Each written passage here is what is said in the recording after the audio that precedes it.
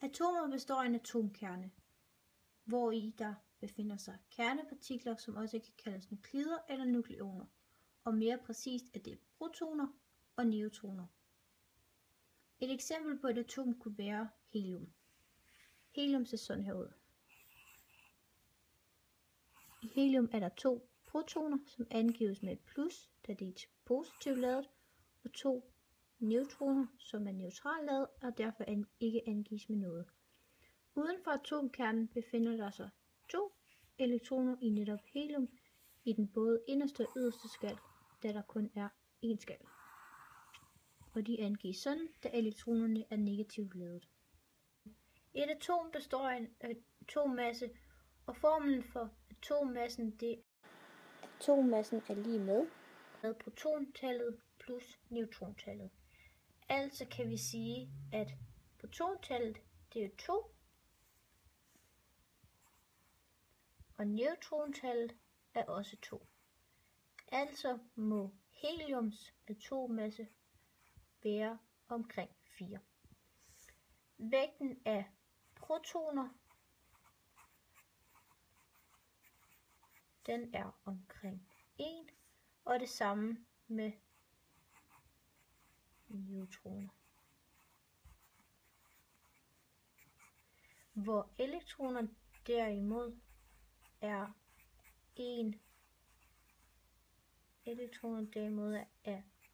1 ud af 2000. Grunden til, at vi ved, at netop helium er grundstof nummer 2, det er grundet de 2 protoner.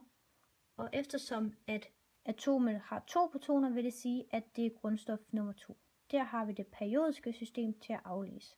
Dog kan atomer have forskellig atommasse, og det er såkaldte isotoper.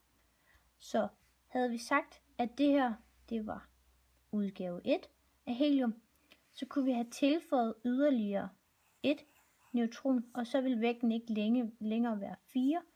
Nej, den vil jo så være 2 plus 3, og altså være 5. Og det er forskellige udgaver af samme grundstof.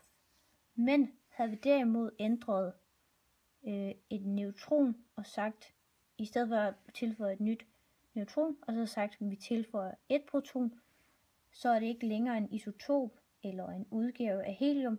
Nej, så er det et nyt grundstof.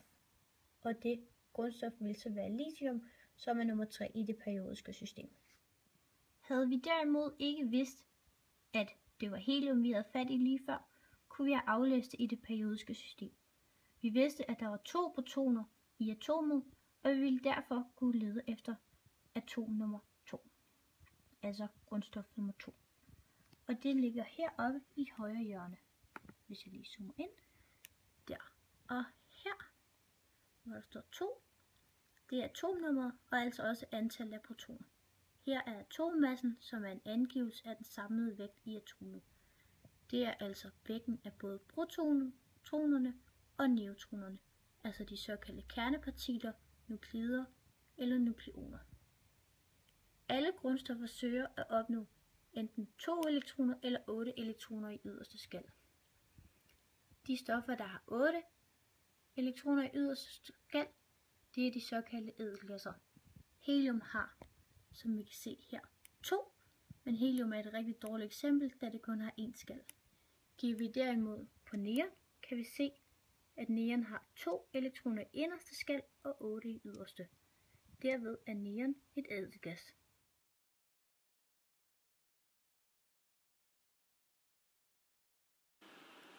Her ses beryllium. Beryllium består af 4 protoner og 5 neutroner. I inderste skal i beryllium er der 2 elektroner, og i den yderste er der 4, hvilket vi jo kan påvise ved at kigge i det periodiske system. Beryllium har 4 protoner, og atommassen er 9. Det vil altså sige de 4 protoner plus de 5 neutroner. I den inderste skal angives det, at der er 2 elektroner, og i den yderste, at der er 2, hvilket jo ikke stemmer helt overens med vores billede.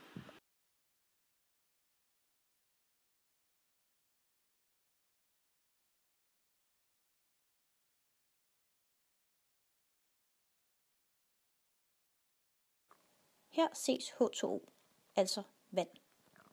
H2O består af et oxygenmolekyl og 2 hydrogen. Oxygen har i sin yderste skal 6 elektroner, hvor hydrogen har 1. Hydrogen har hver især 1 elektron i yderste skal, hvor oxygen har 6. Oxygen vil gerne op på de 8 elektroner, så det kan blive en ædelgas.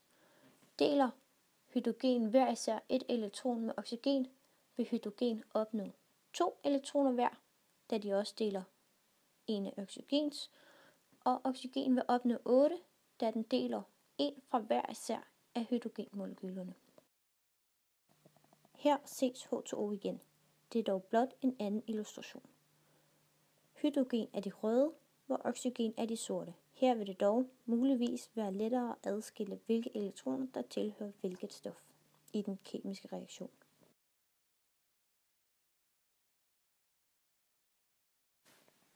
I dette eksempel vises elektrolyse.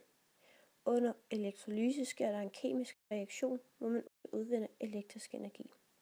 I dette tilfælde er det H2, som bliver tilført, og vi ved fra tidligere, at hydrogen hver især har 1 elektron i yderste skal, og er der 2, må der blive udskilt 2 elektroner for hver af de H2. Elektronerne går ud i batteriet og bliver brugt som elektrisk energi, så bilen kan køre. H2'en fik vi fra hydrogentanken, som ses bagerst. Hydrogen gennemtrænger stoffet og hedder nu ikke længere H2. Hydrogen gennemtrænger stoffet og blander sig nu med O, altså oxygen, som bliver tilført via en luftsluse. De to stoffer blander sig og danner nu H2O, altså vand, som vi så i det tidligere eksempel.